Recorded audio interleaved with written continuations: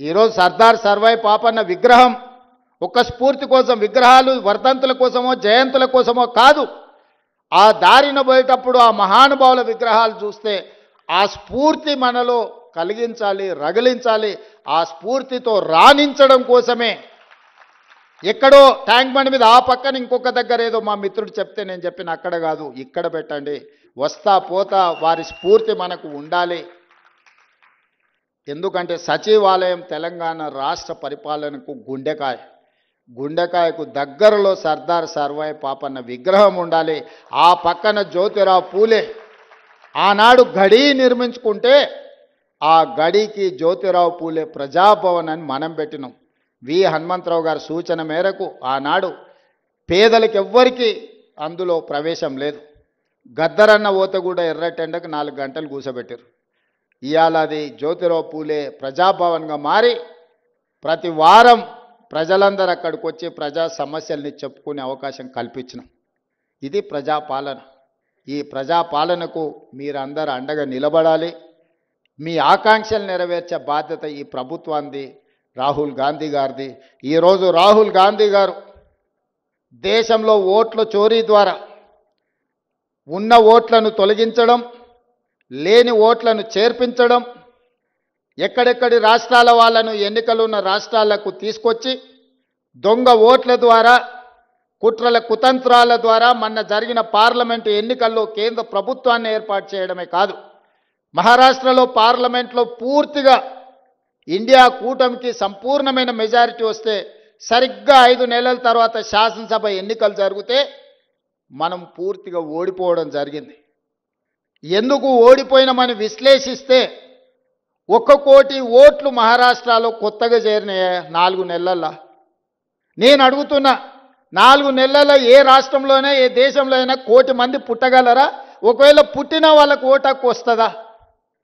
కానీ మహారాష్ట్రలో ఎన్నికల కమిషన్ 4 నెలల్లో 1 కోటి కొత్త ఓట్లను నమోదు చేసి ప్రజా అభిప్రాయాన్ని దెబ్బతీసి, ప్రజా అభిప్రాయాన్ని తుంగలో తొక్కి భారత రాజ్యాంగాన్ని అపహాస్యం పాలు చేసి, ఏ మహారాష్ట్ర నుంచి డాక్టర్ బాబాసాహెబ్ అంబేద్కర్ గారు వచ్చిండ్రో, ఏ డాక్టర్ బాబాసాహెబ్ అంబేద్కర్ గారు మనకు రాజ్యాంగాన్ని ఇచ్చిండ్రో, ఆ రాజ్యాంగాన్ని అపహాస్యం చేసుకుంటూ మహారాష్ట్రలో పార్లమెంట్ ఎన్నికల నుంచి అసెంబ్లీ ఎన్నికల లోపల 1 కోటి కొత్త ఓట్లు నమోదైనవి.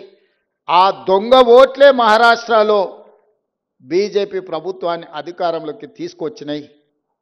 మొన్న కర్ణాటకలో చూస్తే ఒక పార్లమెంట్లో ఒకే ఒక్క మహదేవ్పుర అనే అసెంబ్లీలో 1,14,000 ఓట్లు 6 నెలల్లో నమోదు చేయించారు కొత్తవి.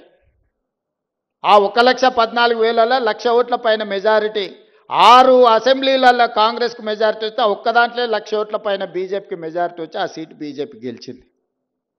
ఇట్లా దేశం నలుమూలల ఓట్ల చోరీ జరుగుతుంది. బతుకున్నోళ్లను లక్షలాది మందిని బీహార్లో చచ్చిపోయినట్టు రాసిరు, లేనోళ్లను ఉన్నట్టు రాసిరు. బీహార్లో 65 లక్షల ఓట్లు ఉన్న పలంగా తొలగించారు. ఇప్పుడు ఎన్నికలు వస్తున్నాయి బీహార్లో. 65 లక్షల మంది బతుకున్న ప్రజల్ని, ఆ రాష్ట్ర ప్రజల్ని 65 లక్షల ఓట్లు తొలగించారు. రాహుల్ గాంధీ గారు లెక్క తీసిండు. ఈ 65 లక్షల మంది ఎక్కడికి పోయినరు? దేశంలో లేరా? దేశం విడిచిపోయినరా? దేశంలో చచ్చిపోయినరా? చాలామంది చచ్చిపోయినరా అంటే సుప్రీంకోర్టుకు, ఎన్నికల కమిషన్ దగ్గరికి వీళ్ళు బతుకున్నారా చచ్చిపోలే అని మనుషులను తీసుకొచ్చిండు. వీళ్ళు దయ్యాలు కాదా, మనుషులే, మీరు దయ్యాలుగా అనుకుంటారేమో అని మనుషులను తీసుకొచ్చి ఎన్నికల కమిషన్ ముందర పెడితే ఈరోజు ఎన్నికల కమిషన్ దానికి సమాధానం చెప్పకుండా రాహుల్ గాంధీ గారు నువ్వు అఫిడవిట్ ఇయ్యని అంటారు. తప్పు చేసింది నువ్వైతే తప్పును ప్రశ్నించిన రాహుల్ గాంధీని అఫిడవిట్ అడుగుతున్నారంటే ఎన్నికల కమిషన్ నిన్న మాట్లాడింది చూసిండ్రు. అందుకే ఈరోజు నిన్నటి నుంచి సెప్టెంబర్ 3 తారీఖు వరకు బీహార్లో రాహుల్ గాంధీ గారు 1300 కిలోమీటర్ల పాదయాత్ర చేస్తున్నాడు. బీహార్ రాష్ట్రంలో దొంగిలించిన ఓట్లను తిరిగి ప్రజలకు ఇవ్వాలని, ప్రజల యొక్క ప్రాథమిక హక్కు ఓటు. డాక్టర్ బాబాసాహెబ్ అంబేద్కర్ పేదోడికైనా పెద్దోడికైనా రాజుకైనా పేదకైనా ఒకే విలువైన ఓటు హక్కు ఇచ్చిండు. ఆ ఓటు హక్కును దొంగిలించే అధికారం ఎవ్వరికి ఇవ్వలేదు. ఆ ఓటు హక్కును దొంగిలించడానికి ఎవ్వరు ప్రయత్నం చేసినా వాళ్ళు ఊచలు లెక్క పెట్టాల్సిందే అని రాహుల్ గాంధీ గారు చెప్పినారు. రాహుల్ గాంధీ గారు బీహార్లో ఈరోజు 65 లక్షల ఓట్లు తొలగించడం ద్వారా పేదల యొక్క ఓటు హక్కును దొంగిలించిన వాళ్ళని శిక్షించడానికి పాదయాత్ర చేస్తుండు. తొందరలోనే నేను మా పిసిసి అధ్యక్షుడు డిప్యూటీ సీఎం గారు అక్కడికి వెళ్ళి వారికి మద్దతు పలుకుతాం. మీరందరూ కూడా వారిని ఆశీర్వదించాలి. దేశంలో పేదోడి ఓటు హక్కును దొంగిలించే అధికారం ఎవరికీ లేదు. అలాంటి దొంగల భరతం పట్టాలి. దానికి మీరు అండగా నిలబడాలి. ఈరోజు అక్కడనే కాదు, రేపు ఇక్కడ కూడా ఇట్లాంటి దొంగ పనులు చెయ్యడానికి అన్ని పన్నాగాలు జరుగుతున్నాయి. మీరందరూ అప్రమత్తంగా ఉండాలి. మీరు వెళ్ళిన తర్వాత గ్రామాలలో మీరు మీ కుటుంబ సభ్యుల ఓట్లు ఉన్నాయా లేవా ఒకసారి పరిశీలించుకోండి. ఖచ్చితంగా వాళ్ళకి వ్యతిరేకంగా ఓటేస్తారంటే ఓట్లు తొలగిస్తారు. పక్క రాష్ట్రాల నుంచి జనాలను తీసుకొచ్చి దొంగ ఓట్లు నమోదు చేస్తారు. ఈ రకంగా ప్రజాస్వామ్యాన్నే పరిహసింపజేసే విధంగా ఈరోజు పాలకులు వ్యవహరిస్తున్నారు.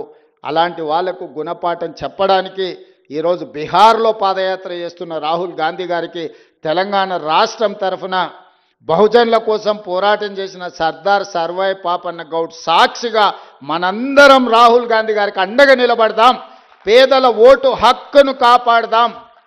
పేదలు తీర్పియని వాళ్ళకి ఏ ప్రభుత్వం కావాలనో ఎవరిని ఎన్నుకున్నా పర్వాలేదు, కానీ కొద్ది మంది కుట్రలతో ప్రజా తీర్పునే వక్రీకరించే విధంగా ఏదైతే ప్రయత్నం చేస్తుందో దాన్ని తిప్పి కొట్టాలి. మీరందరూ పెద్ద ఎత్తున చప్పట్లతో బలహీన వర్గాలకు న్యాయం చేయాలనుకున్న రాహుల్ గాంధీ గారికి మీరు అండగా నిలబడాల్సిందిగా, ఆశీర్వదించాల్సిందిగా కోరుకుంటూ మీ అందరి దగ్గర సెలవు తీసుకుంటున్న